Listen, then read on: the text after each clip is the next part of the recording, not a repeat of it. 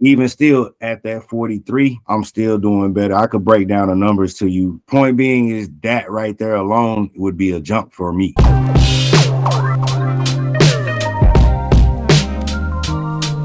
Ain't gonna even lie, I already know what time it is. I ain't even tripping because even at the help desk, from what I understand, you were telling me they make what, 50? That depends. Matter of fact, let's go find the slideshow right now. So IT support specialists, that could be considered help desk. They can make about 57, but if we just get to the classical help desk technician, they make probably around, I would say probably around 40 to 50,000. Now, obviously that depends on where you live. If you live in a major city, $40,000 ain't gonna cut it. If you live in a smaller area, that might be enough for you to, get by comfortably. But I always tell people, help desk ain't your final destination. Get in there, work there about 6 months to a year, soak up every piece of knowledge you can soak up, write down everything you can write down so we can fatten that resume up, put it back out there so you can qualify for another job paying more money, which is what a lot of people do. I just always talk about help desk because you gotta remember, my primary audience is people who have no tech experience, little to no tech experience at all. And help desk is the easiest way to get into IT. So that's why I always mention it. I'm not mentioning it because I'm trying to sell the help desk. No,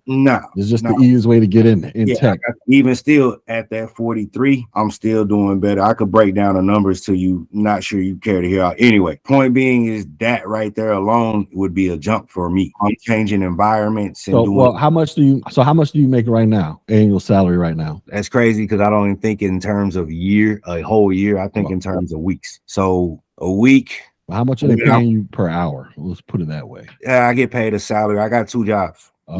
So I work at the shop that I tell you about. I deal with the batteries or whatever. Yeah. I make there. And then my second job, the hours vary, but there I make about at my height in like November when we started the A+ course, started the hardware, I was at around something a week, just a hypothetical number. So mind you, this was working what? So you're making about a year, you would say, on the high end, give or take. Yeah. So right now, the help desk and gaining that experience and knowing what I know about life, I'm more than willing to take it slow because I know there's a lot of things about that type of environment I don't know. Some things are gonna always hold true, but things don't just happen like that. It takes time, effort, sacrifice, all that good stuff. Well, so what I want to tell you is, so even at a year, right? It's not going to take you 10, 15 years to jump up to 6 figures. Or let's just say you don't even make 6 figures. You get to 75, 80,000.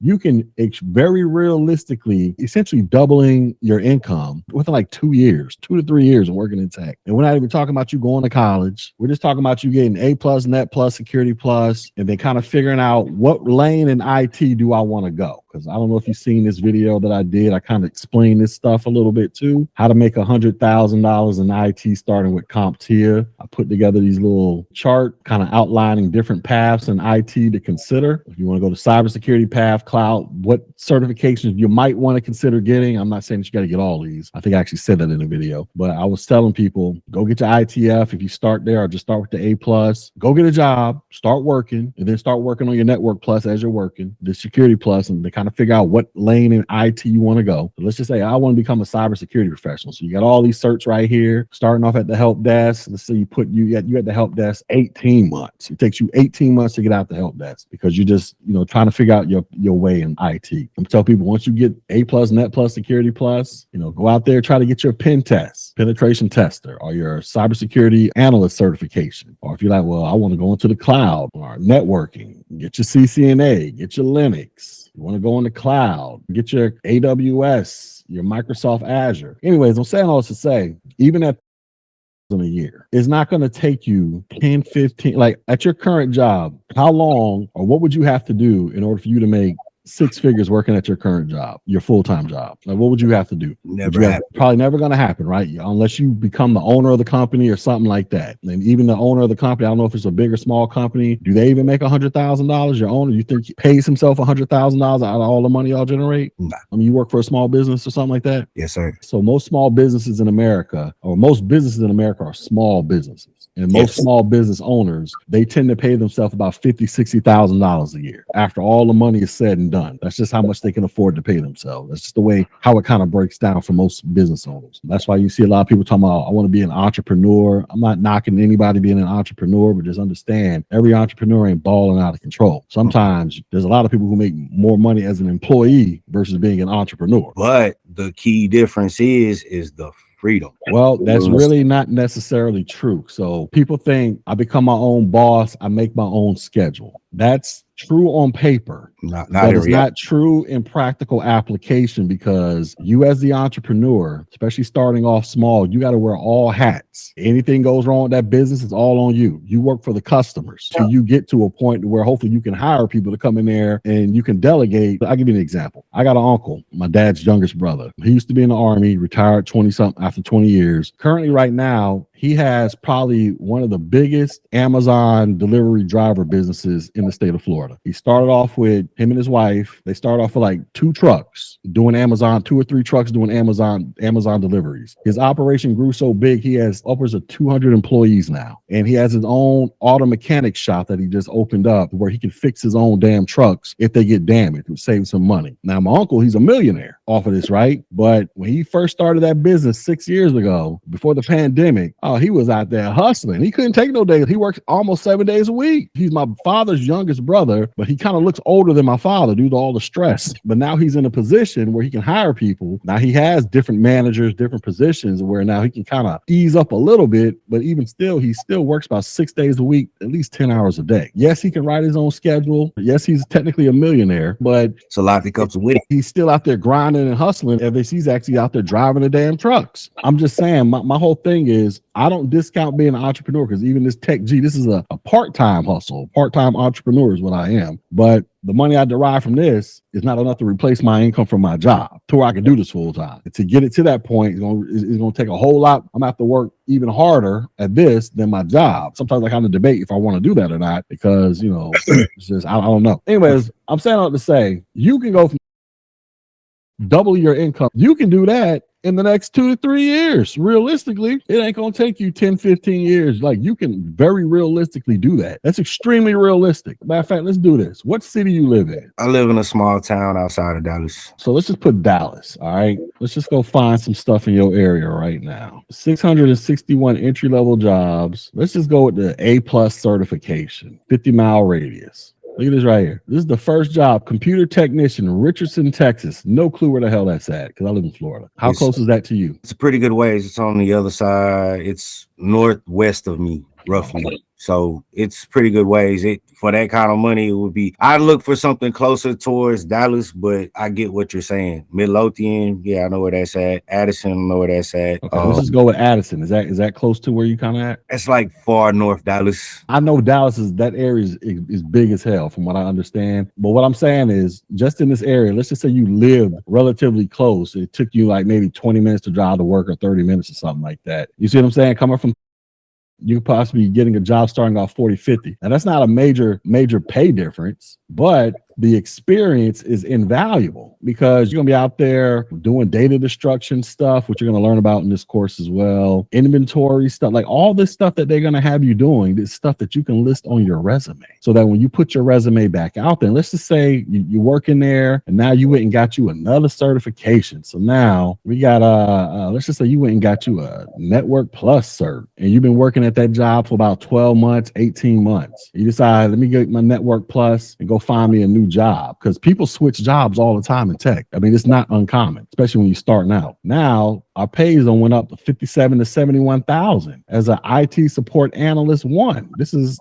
like a step above help desk. All you gotta do is have a high school diploma for this. I don't know if you got any college or anything, but who cares? You don't need it. High school diploma. You got to have at least Network Plus, maybe your Security Plus. You know what I'm saying? It says a minimum of one of these. So you just got, now we A+ certified and we Network Plus certified. Got your high school diploma, maybe some college, who knows? Microsoft, Windows, some basic PC stuff, some basic networking stuff, which you learned in A plus and Network Plus. Now you in a position to where now you don't went up. You only been working in tech like maybe 2 years at this point. Let's just say you had 3 years. 3 years you went and got a Security Plus certification because you're like, I'm just gonna get one certification a year. All right, fine. Let's do that. Now we got this job here, information systems analyst. Now we like 62 to 80,000 a year. Let's see what they out here talking. This is out in Garland, Texas, wherever the hell that's at. Let's see what you're gonna be in here doing. Ironically, that's where I'm gonna go take my test. So you're gonna be updating operating systems and software. You're gonna be onboarding and offboarding users. Now they say you gotta have 2-year degree, but that's not 100% true. But they might have just put that on there. I just want to get to the stuff that you gotta know. You gotta know about bridges, routers, switches, LANs, and WANs. You learn all this stuff. We learned some of this stuff in A plus. You're gonna learn that in Network Plus as well. You gotta have A plus, Net plus, Security Plus certifications to apply for this job. Now let's just say, but they said a college degree. You're like, well, I don't have college, right? So what? If you can go in there with a nice resume, A plus, Net plus, Security Plus from your help desk job, you get all that stuff. You hired you a professional to rewrite your resume. They might overlook your college degree. They might have just put this down just to try to weed people out, because with this job right here offering 62 to 80,000, there might be 500 to 1,000 people applying for this damn job. So they got to figure out, how do we prevent 500 to 1,000 people from applying? Oh, let's just put, you got to have a college degree. So now it knocks it down to about 100 people. But I would still apply any damn way. There's just all types of things you can, potentially do. And like I say, it's not going to take you forever to get there. I'm trying to find jobs with the actual salaries. But you get the point. You know what I'm saying? Go on Indeed and just start looking around and seeing what's offered out there. Let's just say you got your CCNA certification, which is what learning this stuff essentially amounts to. So now what we're looking at, IT network support specialist, anywhere between 47 to 73,000. So you might find yourself at around the $60,000 mark or something like that. Who knows? You got to have experience with networking PCs, understanding servers, working with network switches. Depending upon what your first job is at the help desk, you might get exposed to some of this stuff. Or let's just say, well, I never got exposed to Cisco switches, but you took my class on Network Plus. Well, guess what? The Network Plus stuff, what I plan on doing with them, I plan on teaching people how to work with Cisco switches and learning how to do that stuff so that they can put themselves in a position to learn CCNA, potentially take the CCNA exam at the same time. Because going through these classes, doing these labs, that's why I always stress to you guys, do those labs. Those labs can be documented as experience. Because you might not have a computer lying around to tinker on. This is the only way you can get access to it. Guess what? That is experience, because you're just using a simulated version of the real thing. But once you get into the workforce, guess what? A lot of us use simulated stuff any damn way. You know what I'm saying? So it's not like you're going to be far behind. And then now, what are we talking about here? RIP, OSP, EIGRP. These are just routing protocols that you're going to learn about this stuff in Network Plus. We just talked about VLANs. I just showed you the chart with the VLANs.